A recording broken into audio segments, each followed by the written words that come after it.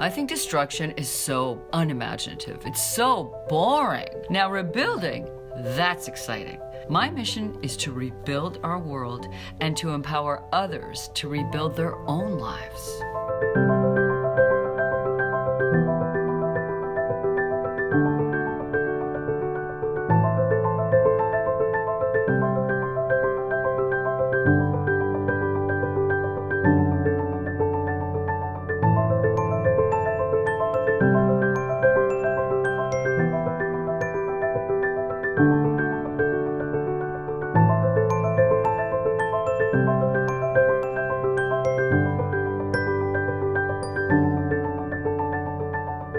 I'm a social entrepreneur. I believe in the return on love as much as the return on investment. What are you doing on this earth to make other people's lives more wonderful by giving them dignity and jobs? When I started, we didn't even have a word for it. And now, because of the millennials, the whole world's demanding products that are meaningful, that have purpose, that are changing the world. You know, 9 out of 10 millennials will switch brands for one with a cause, and we have a cause. Actually, I do get a lot of nice emails from young people who want to be social entrepreneurs. I got a nice email from a young girl. She said, you know, Barb, you're so refreshing. You're not jaded like other old people. We all want to live with meaning and purpose. And you know what? Sometimes life is not going to go to plan. My job is to wake people up, and when I'm finished my talks, no one's going back to sleep. I had a normal life back in 2006, and then the unthinkable happened.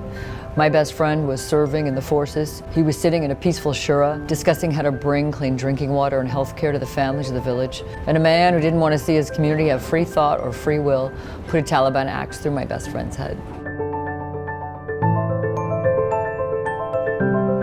Whenever you create something that no one's ever done before, you get to be called a trailblazer or a game changer, but that doesn't come without a lot of walking on glass. It is really tough to change the game. I had people make fun of me. The banks wouldn't give me a loan. People told me I couldn't do this. Can you imagine if I ever listened to them? I went from launching in my garage on my Visa card to becoming one of the top-selling Clean It Sephora perfumes across the USA. The only way that happened was I wasn't letting anyone stop me from protecting my ideas. Have you ever had people tell you can't do something, right? You have an idea and someone doesn't like it? Well, here's how you're going to protect your ideas. Socrates said that women should value giving birth to their ideas as much as they value giving birth to their children. If someone wanted to harm your child, you would kick them to the curb. Someone wants to harm your idea, you defend that idea. And here's how you're going to do it. It's for men and women. I call it the cheeky Socratic method. So when people said to me, you'll never get that perfume into the perfume store, instead of defending your idea, you ask a good question back. That's the Socratic method. Ask good questions, grow with friends, be curious. So when they said, you'll never get that perfume into the perfume store, I said, why? Is that what happened to you the last time you made a perfume?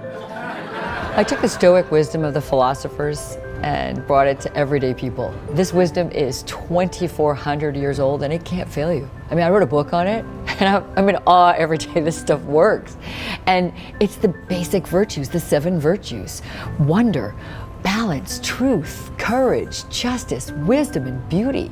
Daily practice, daily practice, daily practice. Like a muscle, you have to rip it, but it can't fail you. When I take people to a heavy place to rebuild, like Afghanistan, Haiti, or Rwanda, or even their own lives, I really have to lighten it up a little. You know, when you look out in the crowd and you see people on the edge of their seats and they're doing all that amazing work, all that heavy soul searching, you really have to give them a breather, you know, from all that awakening. If you have anyone undermining you, remove them. I mean now. Like not right now, don't call them, but maybe like tonight.